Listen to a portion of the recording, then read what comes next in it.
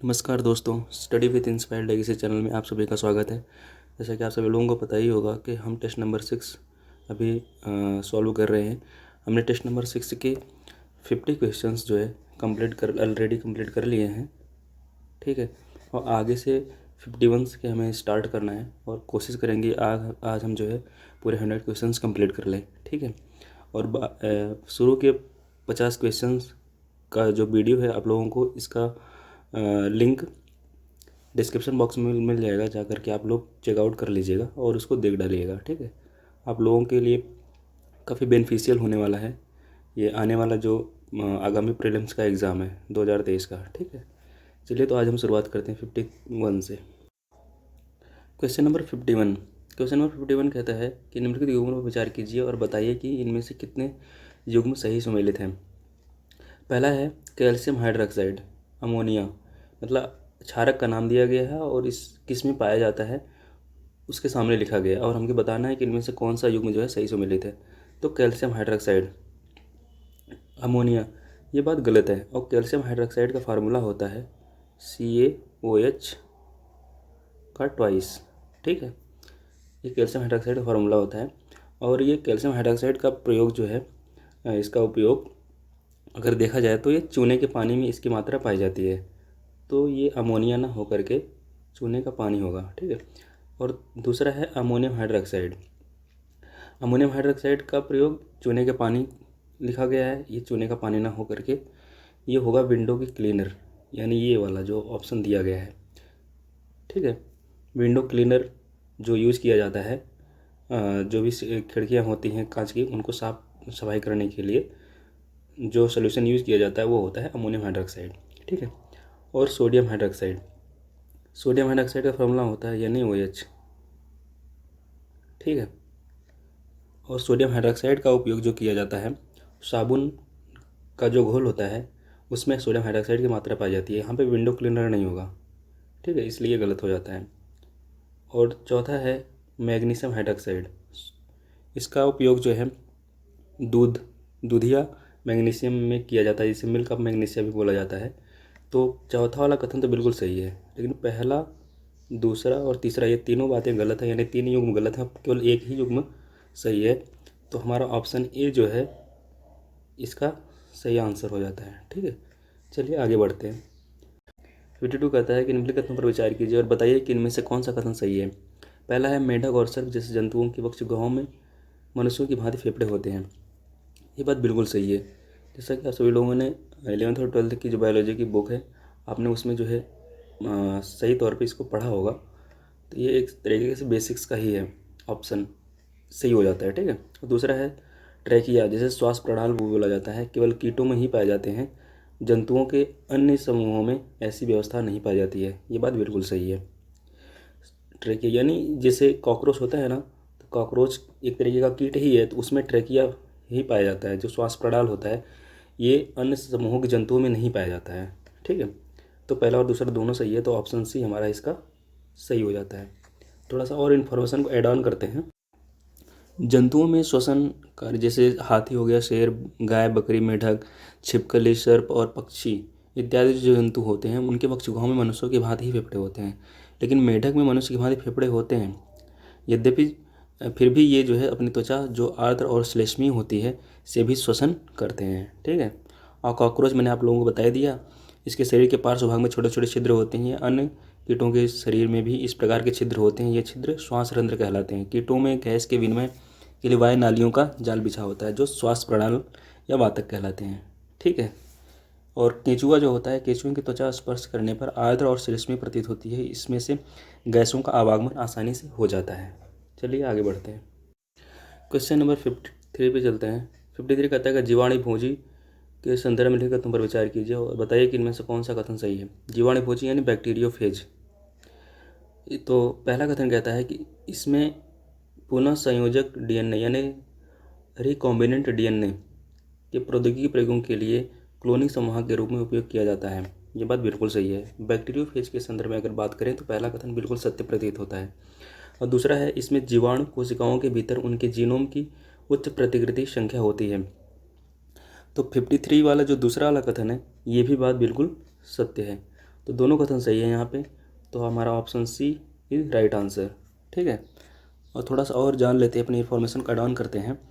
एक डीएनए अणु जो एक विषाणु या एक प्लाज्मिड या एक उच्च जीव की कोशिका से उत्पन्न होता है, जिसमें स्व प्रतिकृति की क्षमता को नुकसान किए बिना बिना उपयुक्त आकार का एक और डीएनए टुकड़ा अगर एकीकृत किया जा सकता है तो क्लोनिंग संवाहक के रूप में, जिसे क्लोनिंग वेक्टर भी कहा जा सकता है। ठीक है, क्लोनिंग संवाहक बाहरी डीएनए को मेजबान कोशिकाओं यानी होस्ट जो सेल्स होते हैं उनमें प्रवेश करते हैं, उसके बाद इनमें बड़ी मात्रा में स्वायत्त रूप से दोहराया जा सकता है।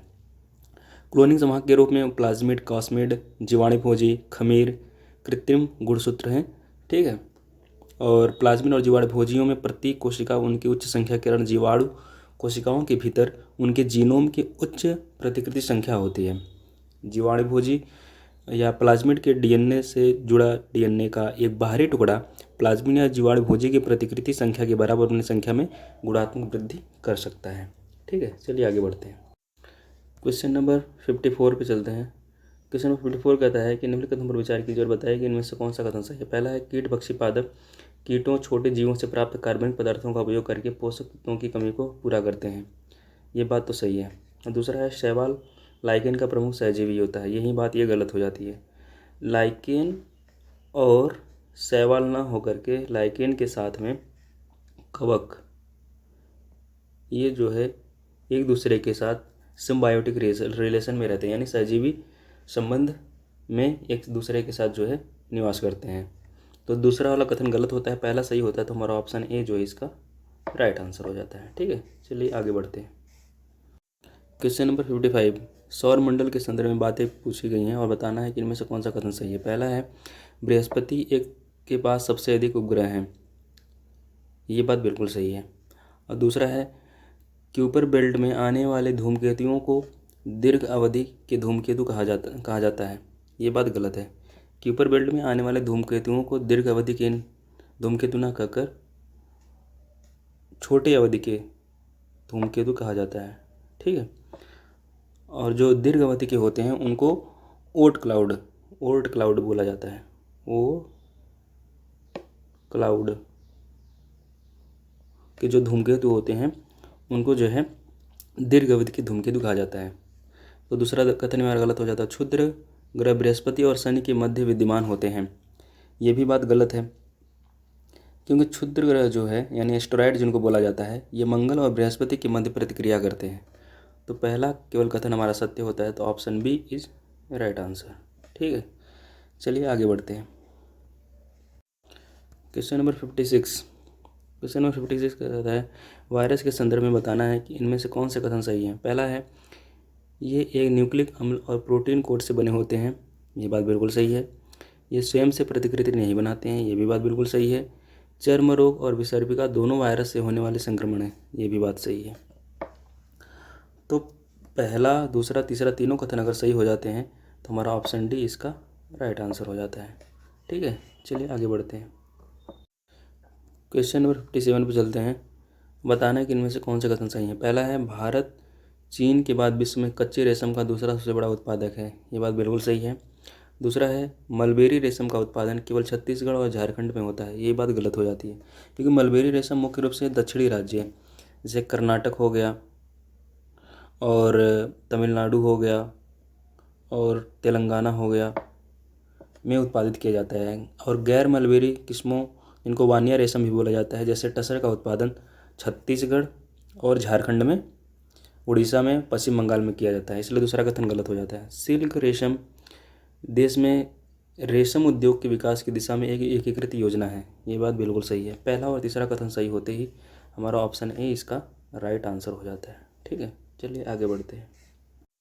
क्वेश्चन नंबर 58 पे चलते हैं। 58 कोयले का प्रकार दिया गया है और उस राज्य से संबंधित बातें लिखेंगी। उसके सामने हमें बताना है कि जो इस कोयले का प्रकार है यह इस राज्य में पाया जाता है या नहीं, और हमें बताना है कि इनमें से कितने युग्म सही सुमेलित हैं। पहला है एंथ्रासाइट कोयला छत्तीसगढ़। ये छत्तीसगढ़ में नहीं होता है, यहाँ पर होता है ये जम्मू कश्मीर वाला जो रीजन है वहाँ पे एंथ्रासाइट कोयले की बड़ी मात्रा पाई जाती है। और दूसरा है बिटुमिनस जम्मू कश्मीर। ये बात गलत हो जाती है, क्योंकि बिट्यूमिनस का जो है वो झारखंड हो गया, पश्चिम बंगाल, उड़ीसा, छत्तीसगढ़ और मध्य प्रदेश वाला जो रीजन है वहाँ पे पाया जाता है। और लिग्नाइट ये आसाम में पाया जाता है। ये बात बिल्कुल सही है। तो केवल एक ही युग्म सही है, तो ऑप्शन बी इसका राइट आंसर हो जाता है। ठीक है। अब थोड़ा सा हमें और जान लेते हैं। एंथ्रासाइट जो कोयला होता है, इसमें जो है उच्चतम कैलोरी के साथ कोयले की सबसे अच्छी गुणवत्ता वाला कोयला माना जाता है। इसमें 80 से लेकर 95% तक जो है कार्बन की मात्रा होती है। यह नीली ज्वाला के साथ धीरे धीरे प्रज्वलित होता है। ठीक है। और जो बिट्यूमिनस होता है, इसमें 60 से 80% जो है कार्बन की मात्रा पाई जाती है। यह उच्च कैलोरी वाला, इसमें नमी की मात्रा कम होती है और उच्च कैलोरी वाला कोयला माना जाता है। ठीक है। और ये तीसरा है लिग्नाइट कोयला। लिग्नाइट कोयले में 40 से लेकर के 55% तक की कार्बन की मात्रा पाई जाती है। यह उच्च नमी के साथ अक्सर भूरे रंग का होता है, इसलिए इसके जलने पर जो है धुआं निकलता है। इसकी मात्रा जो है राजस्थान, लखीमपुर जो आसाम में है, तमिलनाडु में लिग्नाइट कोयले का भंडार है। और आखिरी होता है पीट कोयला। ठीक है। पीट कोयले में कैलोरी की मात्रा बहुत कम होती है और 40% से कम जो है कार्बन की मात्रा होती है। और लकड़ी के से कोयले में रूपांतरण का पहला चरण यही होता है। ठीक है। भारत में कोयला भंडार के मामले में 5 से राज्य हैं: झारखंड, उड़ीसा, छत्तीसगढ़, पश्चिम बंगाल और मध्य प्रदेश। ठीक है। चलिए आगे बढ़ते हैं। क्वेश्चन नंबर 59, हमें औषधि का नाम दिया गया और बताना है कि इसके संबंधित जो कार्य हैं ये सही सुमेलित है कि नहीं, और कितने युग में सही सुमेलित है ये भी बताना है हमें। पीड़ाहारी यानी दर्द निवारक जो भी गोलियां होती हैं, दर्द को कम करने में या समाप्त करने में की जाती है। पहली बात तो देखिए सही है। एंटीहिस्टामिन, ये एंटीहिस्टामिन या हाइपर एसिडिटी को कम करता है, अम्लता को कम करता है। तो यहाँ पर जो लिखा गया है, स्टेरिन से पेप्सिन और हाइड्रोक्लोरिक अम्ल का स्राव उत्तेजित होता है। ठीक है। तो यहाँ पर एंटीहिस्टामिन जो लिखा गया है, ये दूसरा वाला कथन इसलिए गलत हो जाता है। और प्रशांतक रासायनिक यौगिकों का वह वर्ग है जिनका उपयोग तनाव और छोटी या बड़ी मानसिक बीमारियों में किया जाता है। तीसरा कथन तो सही है। चौथा जो है प्रति अम्ल, ये प्रति अम्ल के संदर्भ में जो ये बात लिखी गई है, ये सोडियम हाइड्रोजन कार्बोनेट या एल्यूमिनियम और मैग्नीशियम हाइड्रोक्साइड जैसे प्रति अम्ल होते हैं, इनका अम्लता के उपचार में किया जाता है। ठीक है। तो यहाँ पर हाइपर एसिडिटी को बात लिखी गई है, तो इसलिए चौथा वाला कथन गलत हो जाता है। यानी अगर हम दूसरे और चौथे को एक दूसरे के साथ इंटरचेंज कर दें तो ये सही हो जाएंगे। यानी प्रति अम्ल का उपयोग जो है अम्लता को, और एंटीहिस्टामिन का उपयोग जो है हाइपर एसिडिटी को कम करने में किया जाए, तो ये कथन सही हो जाएगा। लेकिन हमें बताना है कि इनमें से कितने युग्म सही हैं। तो 2 ही युग्म है, पहला और तीसरा है, तो बी इसका राइट आंसर हो जाता है। ठीक है। चलिए आगे बढ़ते हैं। क्वेश्चन नंबर 60, एंथ्रेक्स के संदर्भ में बताना है कि इनमें से कौन सा कथन सही है। एंथ्रेक्स जो है एक तरीके का दुर्लभ संक्रामक रोग है जो बैसिलस एंथ्रासिस जीवाणु के कारण होता है। तो पहला वाला जो कथन लिखा गया ट्रैपोना पैलिडम जीवाणु, ये बात गलत है। ये संक्रामक रोग तो है, लेकिन ट्रैपोनिमा पैलिडम जीवाणु के कारण नहीं, ये बैसिलस एंथ्रासिस जीवाणु के कारण होता है। और दूसरा वाला कथन है ये आमतौर पर बीजाणु या स्पोर के रूप में फैलता है, ये बात बिल्कुल सही है।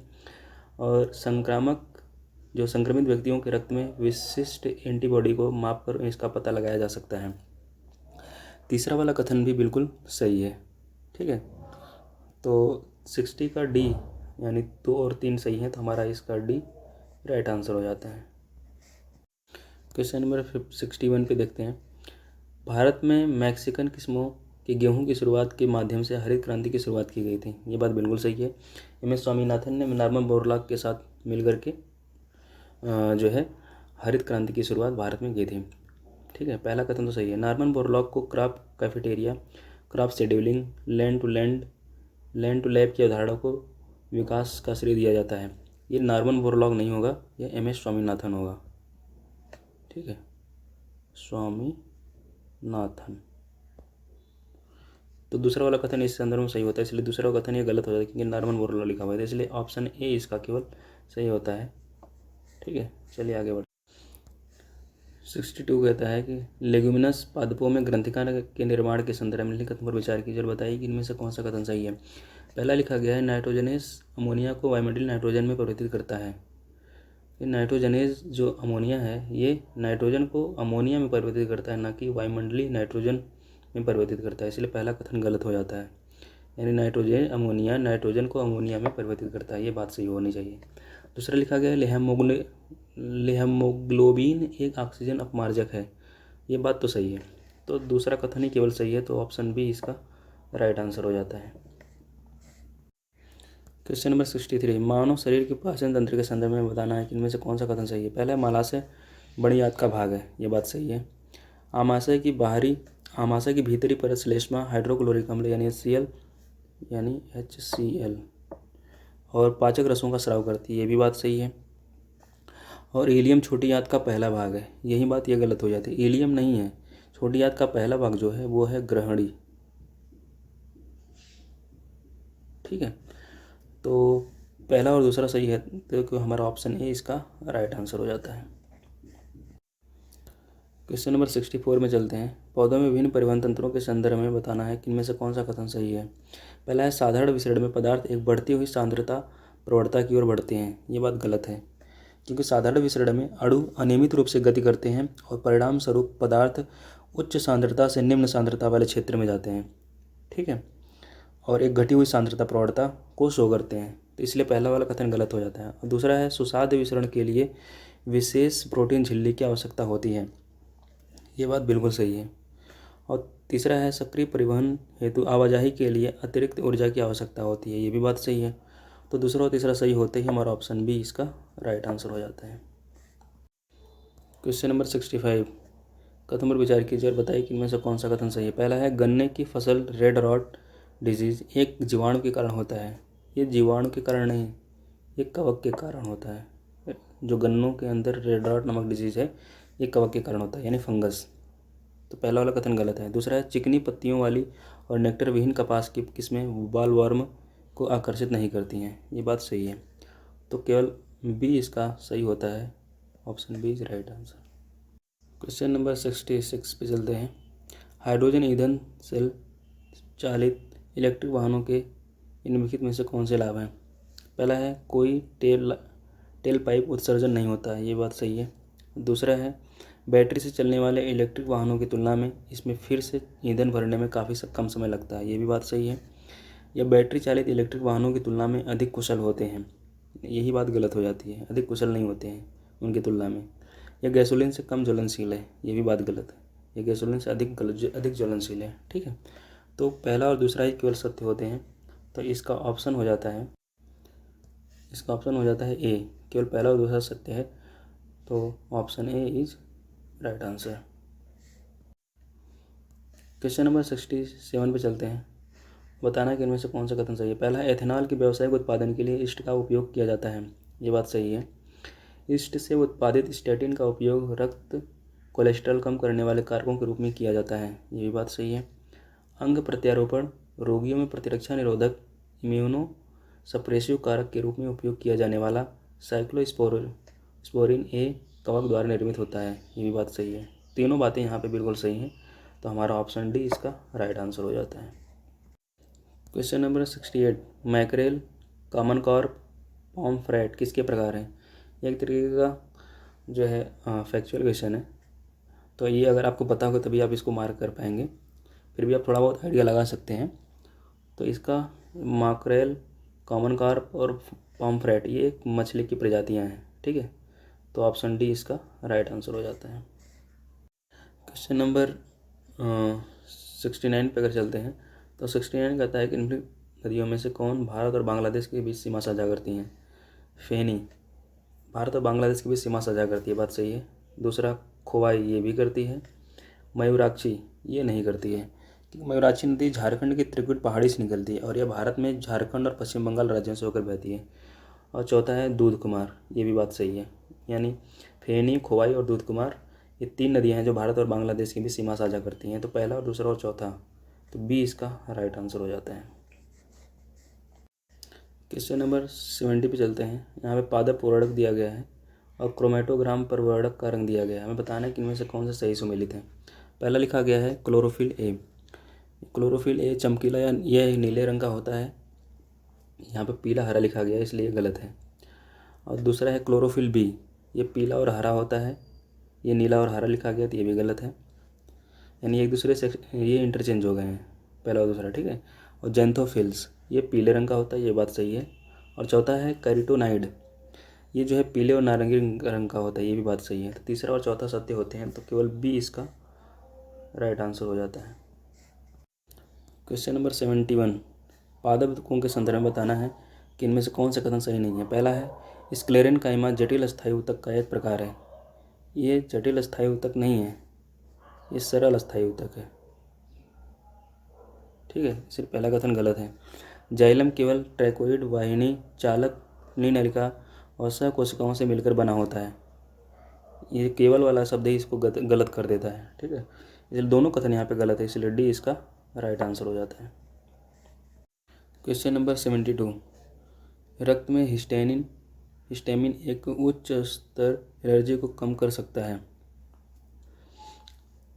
ये पहला वाला जो कथन लिखा गया है ये गलत है, क्योंकि मास्ट कोशिकाएं जो होती हैं, मास्ट सेल्स होते हैं, वो हिस्टामिन और सेरोटोनिन जैसे रसायनों के निकलने के कारण होती हैं, तब एलर्जी होती है। तो उसको अगर इसके निकलने को कम कर दिया जाए तब जा कर के जो है हमें एलर्जी का कम एहसास होगा, इसलिए पहला कथन गलत है। कोलेस्ट्रम में प्रचुर मात्रा में IgE प्रकार के एंटीबॉडीज़ होते हैं, ये बात बिल्कुल सही है, ठीक है। लैक्टेशन के प्रारंभिक दिनों में माँ द्वारा स्रावित पीले तरल कोलेस्ट्रम जिसको बोला जाता है में जब परपोषी प्रतिजनों यानी एंटीजेंस का सामना करता है तो उसके शरीर में एंटीबॉडीज़ की प्रचुर मात्रा होती है, ठीक है। और गर्भावस्था के दौरान भ्रूण जो होता है वो गर्भनाल यानी प्लेसेंटा के माध्यम से भी अपनी माँ से कुछ एंटीबॉडीज़ भी प्राप्त करता है, इसलिए दूसरा वाला कथन गलत मतलब सही है, तो ऑप्शन बी इसका राइट आंसर हो जाता है। 73, हमें बताना है कि इनमें से कौन सा कथन सही नहीं है। पहला है पशु और मानव पोषण के लिए प्रोटीन के वैकल्पिक स्रोतों में से एक एकल कोशिका प्रोटीन है, ये बात तो सही है। प्रोटीन युक्त आहार प्रदान करने से रूपिरुलिना जैसे शैवाल को वाहित मल पर आसानी से उगाया जा सकता है, ये भी बात सही है। तो यानी कोई भी कथन गलत नहीं है, तो ऑप्शन डी इसका सही हो जाता है। क्वेश्चन नंबर 74 पे चलते हैं। बताना है कि संयुक्त राज्य अमेरिका और रूस के मध्य किन संधियों पर हस्ताक्षर किए गए हैं। पहला है सामरिक शस्त्र सीमा वार्ता, पहला ये USA और रसिया के बीच किया गया जो है संधि पर हस्ताक्षर है, ठीक है। ये साल्ट इसको बोला जाता है, साल्ट 1, ठीक है। 1961 में ये शुरू हुआ था, जो इंटरकॉन्टिनेंटल बैलिस्टिक मिसाइल साइलों का निर्माण नहीं करने और ICBM इंटरकॉन्टिनेंटल बैलिस्टिक मिसाइल साइलों के आकार में उल्लेखनीय वृद्धि नहीं करने और सबमरीन लॉन्च बैलिस्टिक मिसाइल का लॉन्च ट्यूब और SLBM ले जाने वाली पनडुब्बियां और लॉन्च की संख्या को सीमित करने का संकल्प बताती है, ठीक है। दूसरा सामरिक शस्त्र न्यूनीकरण संधि, ये भी है, पहला और दूसरा ये USA और रसिया के मध्य किए गए हस्ताक्षर हैं, की गई संधियाँ हैं, ठीक है। Logistic exchange memorandum of agreement, ये नहीं है। चौथा है संचार संगठित और सुरक्षा समझौता, ये भी नहीं है। तो केवल पहला और दूसरा ही है, तो हमारा बी इसका राइट आंसर हो जाता है। क्वेश्चन नंबर 75 चलते हैं। हरित क्रांति के दौरान उच्च उपज और रोग प्रतिरोधी फसलें जया और रत्ना विकसित की गई, इनमें से किस फसल की किस्मों से संबंधित हैं। ये है धान, तो ऑप्शन बी इसका राइट आंसर हो जाता है। 1960 के दशक में गेहूं और धान की बहुत सी उच्च उत्पादन वाली किस्मों का विकास पादप प्रजनन तकनीकों के प्रयोग से किया गया, परिणामस्वरूप खाद्य उत्पादन में अत्यधिक वृद्धि हुई। यही स्थिति सामान्यतः हरित क्रांति के नाम से जानी जाती है, ठीक है। मैक्सिको स्थित international centre for wheat and मेज में नोबेल पुरस्कार विजेता नॉर्मन बोरलॉग ने गेहूं की सेमी डॉर्फ वैरायटी का विकास किया था। बाद में और अधिक अच्छा उत्पादन होने देने वाली सेमी डॉर्फ वैरायटी जैसे जया और रत्ना को भारत में विकसित किया गया था। उसी के संदर्भ में 75 क्वेश्चन बनाए गए हैं, ठीक है। इसका ऑप्शन बी इसका राइट आंसर हो जाता है। क्वेश्चन नंबर 76, अल्फा इंटरफेरॉन के संदर्भ में निम्नलिखित कथनों में से कौन सा सही नहीं है। पहला है यह जैविक और अनुक्रिया रूपांतरण जो प्रतिरक्षा तंत्र को सक्रिय करता है, ये बात बिल्कुल सही है। यह ट्यूमर कोशिकाओं को पहचानने और नष्ट करने में मदद करता है, ये भी बात बिल्कुल सही है। और इसका प्रमुख उपयोग क्रोनिन हेपेटाइटिस बी के उपचार के रूप में किया जाता है, ये बात गलत है। यह एक प्राकृतिक रूप से पाया जाने वाला साइटोकाइनिन है जो जन्मजात प्रतिरक्षा तंत्र की कोशिकाओं द्वारा निर्मित होता है। ये भी बात बिल्कुल सही है, तो सी इसका राइट आंसर हो जाता है।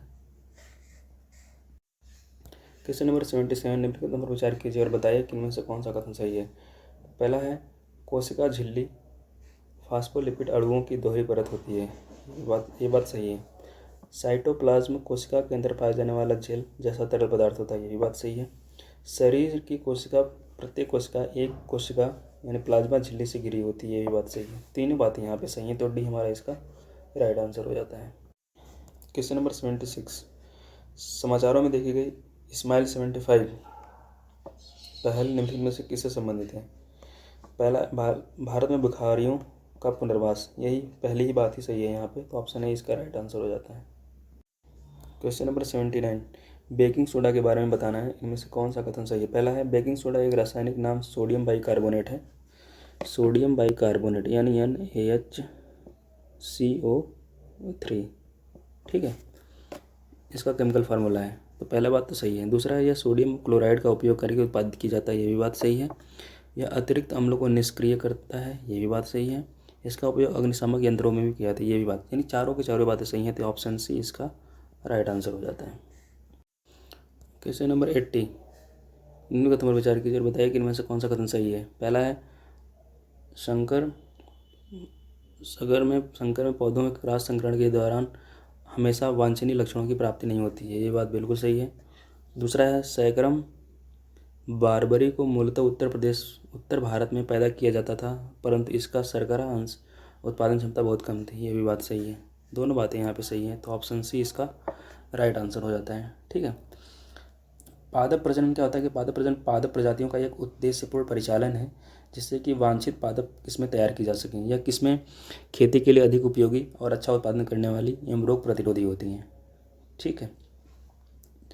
गन्ना सैरकम बारबरी जो एक तरह के गन्ने का एक किस्म है जो उत्तरी भारत में पैदा किया जाता था और इसकी शर्करा अंश उत्पादन क्षमता बहुत कम थी। दक्षिण भारत में पैदा होने वाला उष्णकटिबंधीय गन्ना सैकरम ऑफिसिनेरम, इसको बोलते हैं सैकरम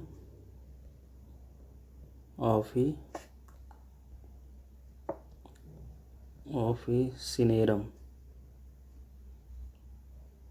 ठीक है। ये जो है दक्षिण भारत में पैदा किया जाने वाले गन्ने का एक किस्म है। इसका तना मोटा और इसमें शर्करा कहीं अधिक मात्रा में होता था, परंतु यह उत्तरी भारत में ठीक से नहीं पनप पाया, ठीक है। क्वेश्चन नंबर 81, निम्नलिखित संगठनों में मंत्रालयों में से कौन से मत्स्य सेतु ऐप के विकास और शुरुआत से जुड़े हुए हैं। मत्स्य पालन, पशुपालन और डेयरी मंत्रालय, ये बात सही है। केंद्रीय मीठा जल जीव पालन अनुसंधान संस्थान, ये भी है। राष्ट्रीय मत्स्य विकास बोर्ड, ये भी है। कृषि और किसान कल्याण मंत्रालय, ये नहीं है। तो पहला, दूसरा और तीसरा, तो बी इसका राइट आंसर हो जाता है, ठीक है। मत्स्य सेतु ऐप जो है ये मत्स्य पालन, पशुपालन और डेयरी मंत्रालय ने मछुआरों के लिए ऑनलाइन कोर्स मोबाइल ऐप मत्स्य सेतु लॉन्च किया है।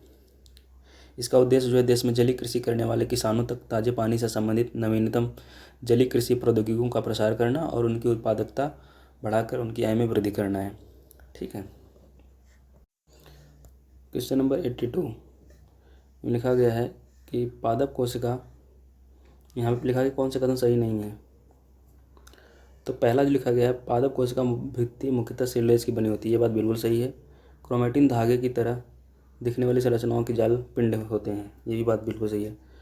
तो यहाँ पे दोनों बातें सही हैं, तो जबकि यहाँ पे अगर देखा जाए तो जो है आंसर की में इसका आंसर जो है बी दिया हुआ है, ए दिया हुआ है, जबकि यहाँ पे दोनों बातें सही हैं।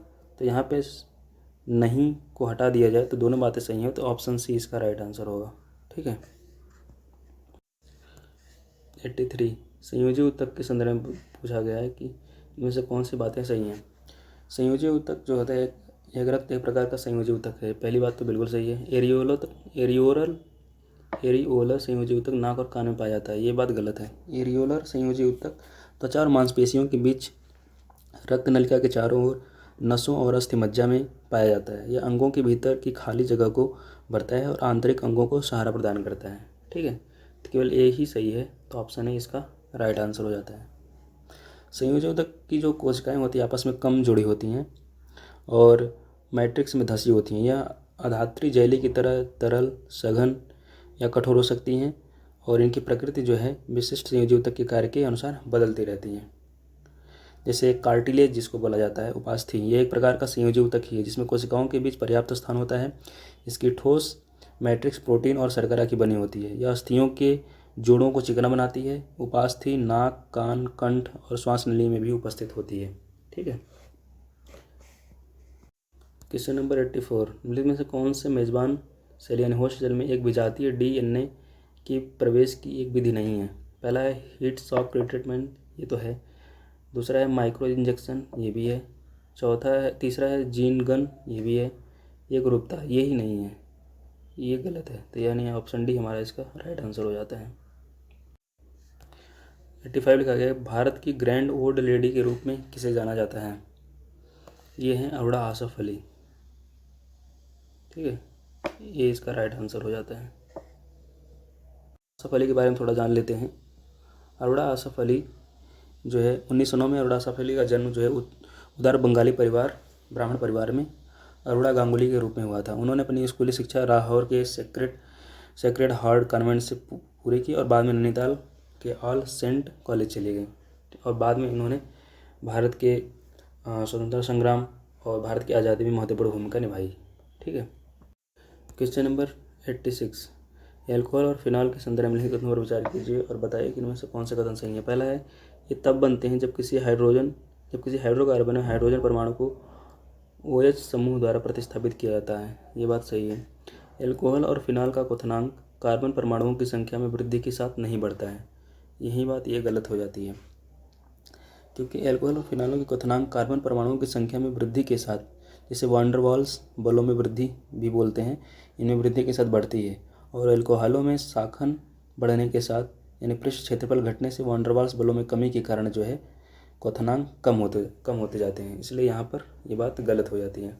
तीसरा है एल्कोहल और फिनॉल की घुलनशीलता जल के अणुओं के साथ हाइड्रोजन बंध बनाने की इनकी क्षमता के कारण होती है। ये बात सही है।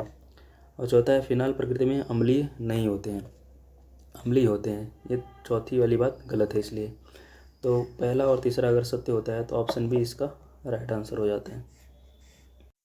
क्वेश्चन नंबर 87 में कथन पर विचार कीजिए और बताइए कि इनमें से कौन सा कथन सही है। पहला है विश्व की 70% पशुधन आबादी भारत और चीन में है। ये बात बिल्कुल सही है। अंतः प्रजनन से संयुग्मजनता यानी जाइगोसिटीज में वृद्धि होती है। ये बात भी सही है। यानी यहाँ पे दोनों की दोनों बातें सही हैं, तो ऑप्शन सी इसका राइट आंसर हो जाता है। ठीक है। ऐसा माना जाता है कि विश्व की 70% से अधिक पशुधन आबादी भारत और चीन में है। पशुओं में प्रजनन यानी ब्रीडिंग पशुपालन का एक महत्वपूर्ण पहलू है।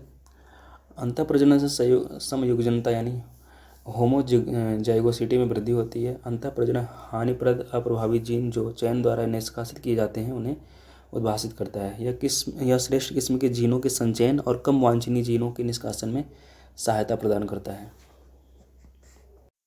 क्वेश्चन नंबर 88 निम्नलिखित पर विचार कीजिए और बताइए कि इनमें से कितने राज्यों में मैंग्रोव वन पाए जा सकते हैं। तो पहला तो पश्चिम बंगाल जो पश्चिम बंगाल में जो सुंदरवन डेल्टा है वहाँ पर विश्व के सबसे बड़ा मैंग्रोव फॉरेस्ट पाया जाता है। नागालैंड नहीं होगा, मणिपुर भी नहीं होगा, गुजरात है। तो पहला और चौथा इन 2 राज्यों में मैंग्रोव फॉरेस्ट पाए जाते हैं। मैंग्रोव फॉरेस्ट जो है के संदर्भ में एक रिपोर्ट आई थी, India state of forest report 2021 के अनुसार मैंग्रोव में 17 वर्ग किलोमीटर की वृद्धि हुई है। अब भारत का कुल मैंग्रोव कवर 4,992 वर्ग किलोमीटर है। ठीक है। मैंग्रोव कवर में वृद्धि दर्शाने वाले 3 राज्य हैं, उड़ीसा, महाराष्ट्र और कर्नाटका। ठीक है।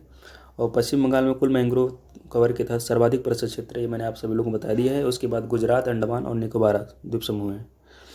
सबसे बड़ा मैंग्रोव वेस्ट बंगाल में सुंदरवन है और भितरकनिका भारत में दूसरा सबसे बड़ा मैंग्रोव है। ठीक है, जो ब्राह्मणी और बैतरणी नदी के 2 नदी डेल्टाओं द्वारा बनाया जाता है। गोदावरी कृष्णा मैंग्रोव आंध्र प्रदेश में मौजूद है। केरल के बैकवाटर मैंग्रोव वन का उच्च घनत्व है। ठीक है। क्वेश्चन नंबर 89 पूछा गया इनमें से कौन सा कथन सही है। पहला है निलंबित कण आंखों से नहीं देखे जा सकते हैं। पहली बात देख लेते हैं निलंबन क्या होता है, यानी सस्पेंशन। निलंबन एक विषमांगी मिश्रण है जिसमें विलेय पदार्थ कण घुलते नहीं हैं बल्कि माध्यम के समष्टि में निलंबित रहते हैं। जब घुलते नहीं हैं तो वो तो आंखों से देखे जा सकते हैं, जबकि यहाँ पे लिखा गया आंखों से नहीं देखे जा सकते हैं, इसलिए पहला वाला कथन गलत हो जाता है। दूसरा है कोलाइड के कण विलयन में समान रूप से फैले होते हैं, ये बात बिल्कुल सही है, तो दूसरा कथन सही है, तो ऑप्शन बी इसका राइट आंसर हो जाता है। ठीक है, कोलाइड विलयन जो है विलयन में समान रूप से फैले होते हैं। निलंबन की अपेक्षा कणों का आकार छोटा होने के कारण यह मिश्रण समांगी प्रतीत होता है, लेकिन वास्तविकता में कोलाइडी विलयन विषमांगी मिश्रण है, जैसे दूध। ठीक है, कोलाइडल जो कण होते हैं उनके आकार के कारण हम इन्हें नग्न आंखों से नहीं देख पाते हैं। ये छानन विधि द्वारा मिश्रण से पृथक नहीं किए जा सकते, किंतु एक विशेष विधि अपकेंद्रीकरण तकनीक द्वारा इन्हें पृथक किया जा सकता है। क्वेश्चन नंबर 90, यहाँ संक्रामक रोग दिया गया है और उसके लिए जिम्मेदार जो कारक जीव है उसके सामने लिखा गया और बताने में से कौन सा एक में सही से मिली थी। पहला है काली खांसी, पहला वेरिसेला जोस्टर। काली खांसी के लिए बोर्डाटेला पर्टुसिस होता है, इसलिए पहला वाला कथन गलत है। बुबोनिक प्लेग के लिए योर्सिनिया पेस्टिस होता है, दूसरी वाली बात तो सही है। चर्म रोग जिसे दांत बोला जाता है ट्राइकोफाइटन रुब्रम होता है, ये भी बात सही है। चौथा है छोटी माता यानी चिकन पॉक्स, ये वेरिसेला जोस्टर के कारण होता है, यानी अगर ये इससे मिल जाता तो ये सत्य हो जाता, लेकिन यहाँ पे ट्राइकोफाइटन मैंगोफाइगस लिखा गया था, इसलिए ये बात गलत है। ठीक है, तो दूसरा और तीसरा सही है, यानी केवल 2 युग्म ही सही है, तो ऑप्शन बी इसका राइट आंसर हो जाता है। क्वेश्चन नंबर 91, पहला इसमें बताना कि उनमें से कौन सा कथन सही है। पहला है बही संगण अवसादन को दूर करने में मदद करता है, ये बात सही है। और दूसरा है हिसार डेल एक संकर नस्ल की गाय है, ये गलत है। यह एक संकर नस्ल की भेड़ है, एक नई नस्ल की भेड़ है, ठीक है, न कि गाय है। उस खच्चर अंतः विशिष्ट संकरण का परिणाम है, ये बात बिल्कुल सही है। पहला और तीसरा सही है, तो ऑप्शन डी इसका राइट आंसर हो जाता है। ठीक है, अंतः विशिष्ट संकरण होता है, इस विधि में 2 विभिन्न प्रजातियों के नर और मादा पशुओं के मध्य संकरण कराया जाता है। ठीक है, खच्चर जो है गधे और घोड़े के बीच संकरण का परिणाम है। कुछ मामलों में दोनों जनकों के वांछनीय गुण सम्मिलित हो जाते हैं तथा इस संतति का पर्याप्त आर्थिक महत्व भी होता है। क्वेश्चन नंबर 92, धातु और अधातु के संदर्भ में बताना है। पहला है पारा कमरे के ताप पर द्रव अवस्था में रहने वाली एकमात्र धातु, ये बात सही है। जर्मेनियम में सभी गुण अधातु के समान होते हैं, ये बात गलत है। जर्मेनियम एक तरीके की उपधातु है, यानी जो उपधातुएं धातुएं होती हैं जिनका धातु और अधातु के बीच के गुण प्रदर्शित होते हैं, उन्हें उपधातुएं कहा जाता है, जिनमें जर्मेनियम एक है। एक बोरान हो जाएगा, बोरान, सिलिकॉन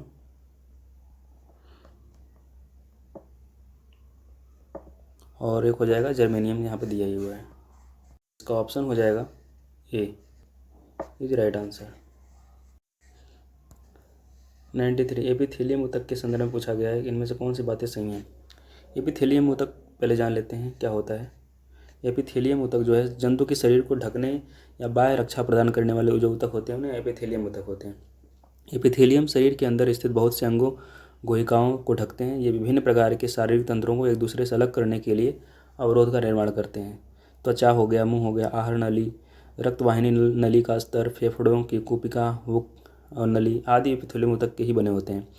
एपिथेलियम ऊतक की कोशिकाएं एक दूसरे से सटी होती हैं और ये एक अनवरत परत का निर्माण करती हैं। पहला कथन लिखा है ऊतक की कोशिकाएं एक दूसरे से सटी होती हैं और लेकिन ये एक अनवरत परत का निर्माण नहीं करती हैं, जबकि ये अनवरत परत का निर्माण करती हैं, ये गलत है, यानी पहला ऑप्शन इसलिए ये गलत हो जाता है। अंतःशल की एपिथेलियम से ढकी होती हैं, यहाँ पर दूसरा वाला कथन भी गलत है, क्योंकि आहार नली और मुंह का स्तर सल्की एपिथेलियम से ढका होता है और शरीर का रक्षात्मक कवच अर्थात त्वचा इन्हीं सल्की एपिथेलियम से बनी होती है। ये दूसरी वाली बात गलत है, तो हमारा सही हो जाता है ऑप्शन डी इसका right answer. Question number 94, model tenancy act के संदर्भ में पूछा गया, इनमें से कौन से कथन सही। मॉडल टेनेंसी एक्ट जो 2021 में काफ़ी न्यूज़ में बना हुआ था। पहला है मकान मालिक के साथ विवाद के लंबित रहने के दौरान किराएदार को किराए का भुगतान नहीं करना होता है, ये बात गलत है। अब गलत इसलिए है क्योंकि मकान मालिक के साथ विवाद के लंबित रहने के दौरान किराएदार किराए का भुगतान जारी रखेगा, जबकि यहाँ पे लिखा है नहीं रखेगा। पहला कथन इसलिए गलत हो जाता है। दूसरा है अप्रत्याशित आपदा की स्थिति में मकान मालिक किराएदार को मनमाने ढंग से मकान से बाहर नहीं कर सकता है। ये बात बिल्कुल सही है। ये जो है मॉडल टेनेंसी एक्ट का ही भाग है। तमिलनाडु ने इस अधिनियम की तर्ज पर अपने टेनेंसी कानूनों में संशोधन किया है। ये भी बात सही है। तो दूसरा और तीसरा सही है, तो ऑप्शन बी इसका राइट आंसर हो जाता है। क्वेश्चन नंबर 95, इन कथनों पर विचार कीजिए और बताइए कि इनमें से कौन सा कथन सही है। पहला है राइबोसोम पर प्रोटीन संश्लेषित होती है। ये बात सही है। चिकनी अंतर्द्रव्यी जालिका की विभिन्न प्रकार की विष दवा को निरावशीकरण करने में महत्वपूर्ण भूमिका निभाती है। ये बात सही है। यहाँ पे दोनों बातें सही हैं, तो सी इसका राइट आंसर हो जाता है। क्वेश्चन नंबर 96, ग्रामीण उद्यमी परियोजना के संदर्भ में बताना है कि इनमें से कौन सा कथन सही नहीं है। ठीक है, इसका ध्यान रखिएगा। पहला है, यह परियोजना ग्रामीण विकास मंत्रालय द्वारा वित्त पोषित है। यहीं पर यह गलत हो जाता है।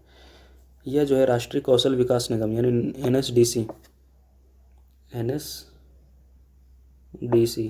नेशनल स्किल डेवलपमेंट काउंसिल, ठीक है, यानी कारपोरेशन, काउंसिल नहीं कारपोरेशन के द्वारा जो है वित्त पोषित है। तो पहला कथन गलत हो गया। इस परियोजना का पहला चरण उत्तर प्रदेश और गुजरात में लागू किया जा रहा है। ये बात गलत है। ये परियोजना 6 राज्यों महाराष्ट्र, राजस्थान, छत्तीसगढ़, मध्य प्रदेश, झारखंड और गुजरात लागू की जा रही है। इसलिए दूसरा वाला कथन भी गलत हो जाता है। हमें बताना है कि इसमें सही नहीं है, तो दूसरा सी ही सा ऑप्शन है जो दोनों को बताता है कि दोनों कथन गलत हैं। ठीक है। क्वेश्चन नंबर 97, लवक केवल पादप कोशिकाओं में स्थित होते हैं। ये बात बिल्कुल सही है। और दूसरा है ल्यूकोप्लास्ट प्राथमिक अंगक होते हैं जिनमें स्टार्च, तेल, प्रोटीन जैसे पदार्थ संचित होते हैं। ये बात बिल्कुल सही है। तीसरा है पादप कोशिकाओं में रसधानियाँ छोटी होती हैं जबकि जंतु कोशिकाओं में रसधानियाँ बहुत बड़ी होती हैं। ये बात एक दूसरे से इंटरचेंज करती है कि पादप कोशिकाओं में रसधानियाँ बड़ी होती हैं ना कि छोटी होती हैं, जबकि जंतु कोशिकाओं में रसधानियाँ बहुत छोटी होती हैं ना कि बड़ी होती हैं। ठीक है, इसलिए तीसरा कथन गलत है। तो हमारा पहला और दूसरा सही है, तो ऑप्शन ए इसका राइट आंसर हो जाता है। क्वेश्चन नंबर 98, यहाँ पे धातु दी गई है और उसके सामने उसके एस का नाम दिया गया है। हमें बताना है कि इनमें से कौन सा युग्म सही सुमेलित है। पहला है एल्यूमिनियम। एल्यूमिनियम के एस हैं बॉक्साइट, क्रायोलाइट ना कि मैग्नेटाइट। ठीक है। और आयरन का है हेमेटाइट, मैग्नेटाइट ना कि कैलेमाइन। और कॉपर यानी तांबा, इसका नाम है कॉपर पाइराइट, कॉपर ग्लांस, मैकेलाइट और क्यूपराइट। तो मेलेगाइट तो है, ठीक है, ये सही है। चौथा है जिंक। जिंक का है क्रायोलाइट, जबकि जिंक का होता है मेलाकाइट। जिंक का क्रायोलाइट नहीं होता है, यह होता है जिंक ब्लेंड, कैलामाइन और जिंकाइट। तो चौथा कथन भी गलत है। तो केवल एक ही ऑप्शन सही है। जो हमारा इसका ऑप्शन बनता है वो है केवल एक ही युग्म है जो सही सम्मिलित है, तो ये इसका राइट आंसर हो जाता है। क्वेश्चन नंबर 99, कौन सी एंटीबायोटिक है जो कवक और जीवाणु से बनाई जाती है। पहला है स्ट्रेप्टोमाइसिन, टेट्रासाइक्लिन, एरिथ्रोमाइसिन, क्विलोन। केवल पहले और दूसरा और तीसरा ही हैं जो कवक और जीवाणु से बनाए जाने वाले एंटीबायोटिक्स हैं, तो ए ही ऑप्शन है। और चौथा और पांचवा जो दिया गया है ये कवक और जीवाणु से बनाई जाने वाली एंटीबायोटिक्स नहीं है। ठीक है, तो ऑप्शन ए इसका राइट आंसर हो जाता है। क्वेश्चन नंबर 100, निम्न में से किस पादप में पर एंड पॉलीफ्रेनेटेड एल्काइल पदार्थ पाए जाते हैं। तो पहले बात तो जान लेते हैं कि ये पर एंड पॉलीफ्लोरिनेटेड एल्काइल क्या होता है।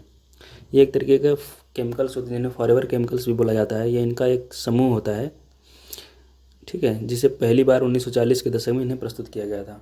इनकी उच्च तापीय और रासायनिक स्थिर ग्रीस और जल के पीछे हटाने की उनकी क्षमता इन केमिकल्स को विभिन्न प्रकार की इंजीनियरिंग और व्यावसायिक उपयोगों के लिए अनुकूल बनाती है। ये कई उपभोक्ता उत्पादों में पाए जाते हैं जैसे श्रृंगार, अग्निशामक, fast food, wrapping, textile, stain, repellents, electronics. ठीक है, तो श्रृंगार है, अग्निशामक है, फास्ट फूड, रैपिंग है, वस्त्र है, यहाँ चारों के चारों कथन सही हैं, तो ऑप्शन डी इसका राइट आंसर हो जाता है। ठीक है, तो चलिए दोस्तों, आज हमने टेस्ट नंबर 6 कंप्लीट कर लिया है। आप लोग टेस्ट नंबर 1 से लेकर के टेस्ट नंबर 5 और 6 सारे के सारे वीडियोज़ आप लोग जो है प्लेलिस्ट में जाकर के चेकआउट कर लीजिएगा। आप लोगों के लिए काफ़ी ज़्यादा बेनिफिशियल होगा। आने वाले जो भी प्रीलिम्स का एग्ज़ाम है 2023 में, मई के लास्ट में, ठीक है, आप लोग बारी बारी से देख डालिएगा, काफ़ी ज़्यादा फ़ायदेमंद होगा आप लोगों के लिए। चलिए, आज के लिए बस इतना ही। धन्यवाद।